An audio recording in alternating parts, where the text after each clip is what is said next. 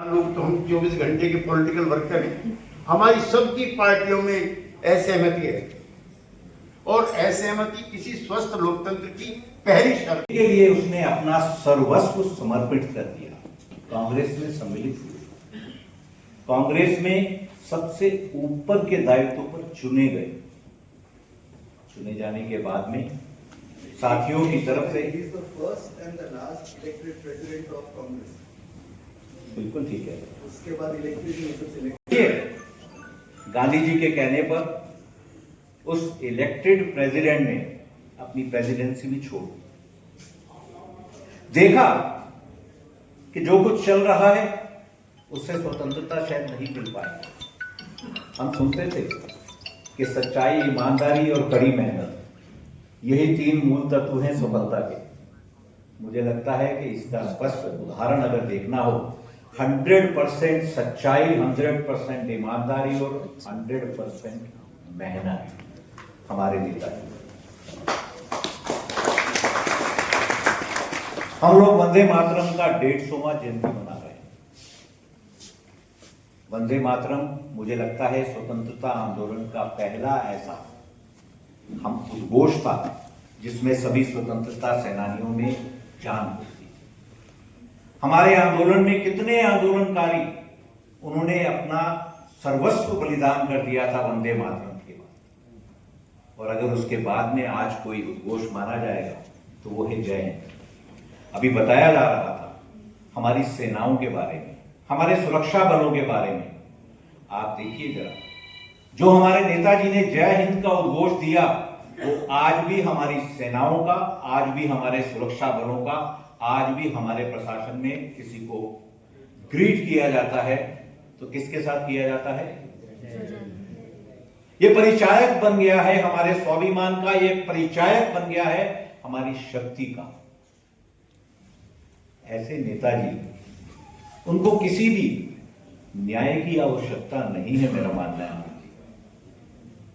हमारा प्रस्ताव बिल्कुल सर्वसम्मति से हमारे सबके द्वारा उसको हम मानेंगे, हम उसका समर्थन करेंगे। पर मैं चाहूंगा कि न्याय शब्द को हटाइए। उनको न्याय की आवश्यकता नहीं है, ये न्याय उनका नहीं, ये न्याय हम सबका है। ये न्याय हमारे स्वाभिमान का है, ये न्याय हमारे आत्मसम्मान का है और ये न्याय हमारे भारत देश का है। ऐसा व्यक्तित्व जिस शासन बनाया, स्वतंत्र शासन बनाया, स्वतंत्र सरकार बनाई, उसको कोई न्याय देने की शक्ति इस देश में नहीं रखता है।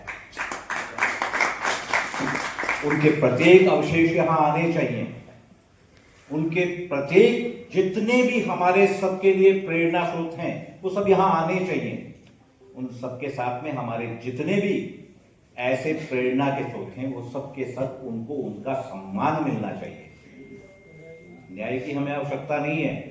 नेताजी सुभाष चंद्र बोस ने जो संदेश दिया था उस संदेश को अपने दिल में उतारकर अपनी शक्ति से हमने वो न्याय प्राप्त कर लिया है, हमने वो स्वतंत्रता प्राप्त कर ली है और अब उस स्वतंत्रता को आगे बढ़ाने का समय आ गया है।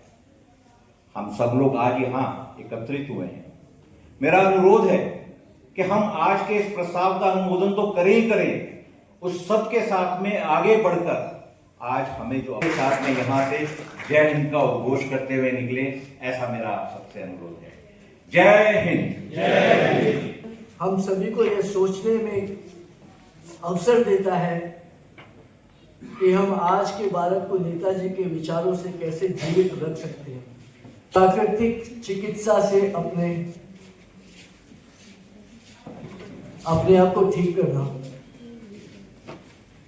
हम लोगों का एक प्राकृतिक केंद्र है और भारत बनाएगा। जय हिंद। विचारक एवं राष्ट्रीय टॉपदार परम आदरणीय श्री केसी त्यागी जी को कि राष्ट्रीय राजधानी में बहुत लंबे समय के बाद इस तरह का कोई कार्यक्रम आयोजित हुआ है और मुझे मंच पर बैठते हुए मैं गौरवान्वित महसूस करता हूँ। बहुगुणा जी की शामिल और सतपति जी के बेटे भी शामिल हैं।